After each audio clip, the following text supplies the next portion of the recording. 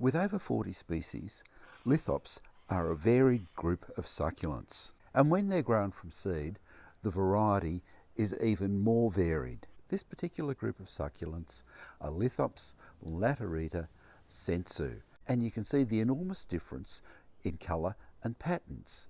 So let's take a closer look at some of the different lithops species and selected forms. Lithops are a group of succulents from South Africa and Namibia. There are around about 37 species.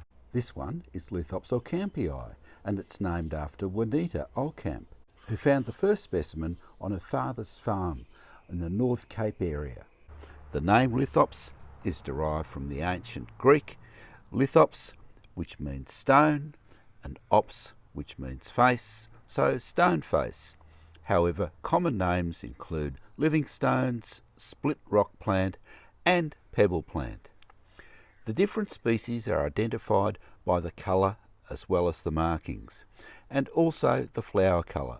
However, within each species, natural variation exists, so we have over 140 different varieties, and over time, selected forms have been propagated, so it's the Cole number that gives us the species, and then the name variety.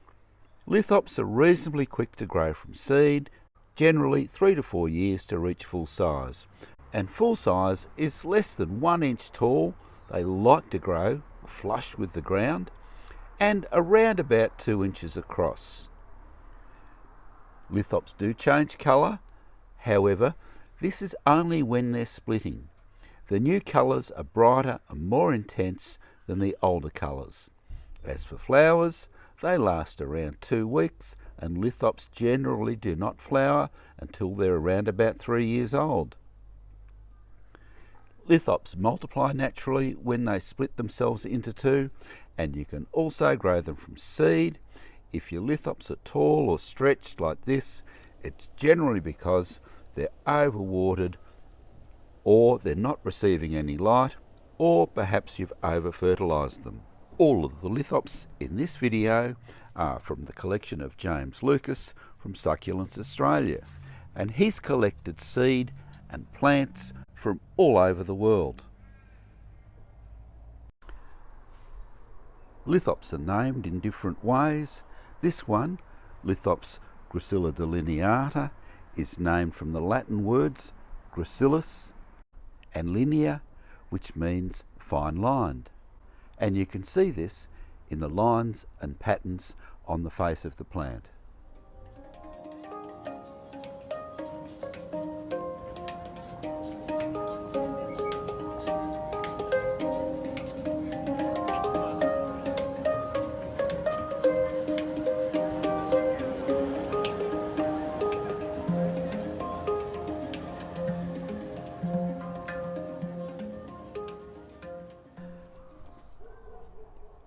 Lithops are long-lived. They can easily reach 40 years old in the natural environment.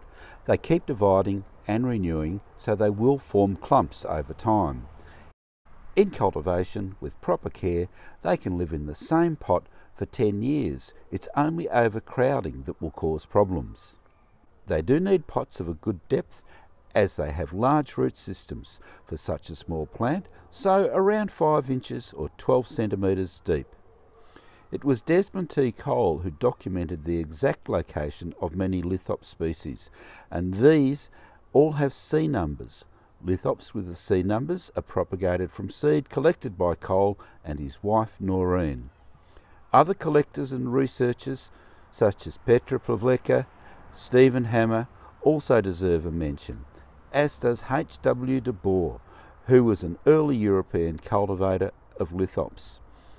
The late Yoshiko Shimada is regarded as having one of the best collections in the world, and his line breeding program has been responsible for many amazing varieties.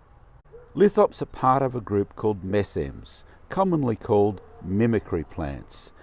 It is the intricate patterns, colours and leaf formations that allow these plants to camouflage themselves among rocks.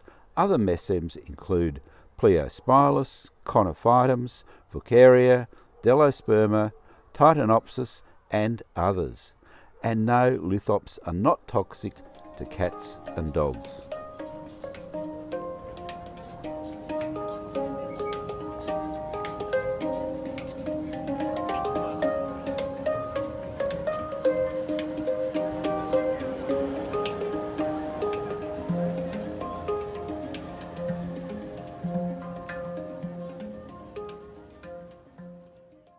Lithops julii is named after Dr. Julius Derenberg, and it's named by Kurt Denter, and you'll see his name appearing on lithops as well. Whereas Carus montana means that it comes from the Carus Mountains. And again, with Carus montana, there are lots of subspecies, one called Eberlandsii, Friedrich Gustav Eberlands, who settled in Namibia in the early 1900s. Subspecies Bella is characterised by a zebraic or zebra-like pattern.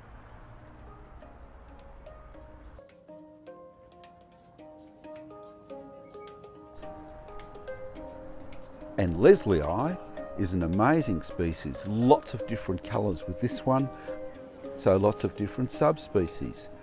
This one is named after T.N. Leslie, but the plant itself was discovered by his son. Some areas in which lithops grow will receive fogs from the ocean, so there are a variety of growing conditions. So here we'll leave you to ponder the wonderful world of lithops with even more species and more cultivars.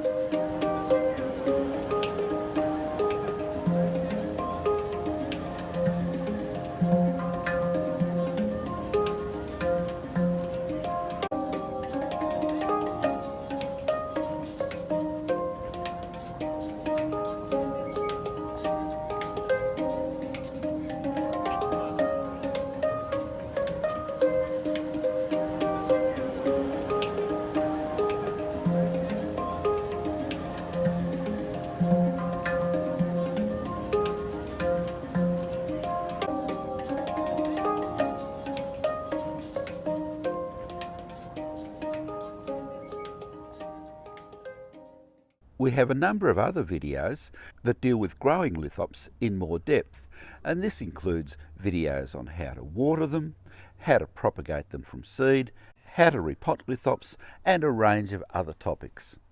We hope you enjoyed this video. Subscribe to the YouTube channel for regular updates on a whole range of succulents and indeed a whole range of garden plants.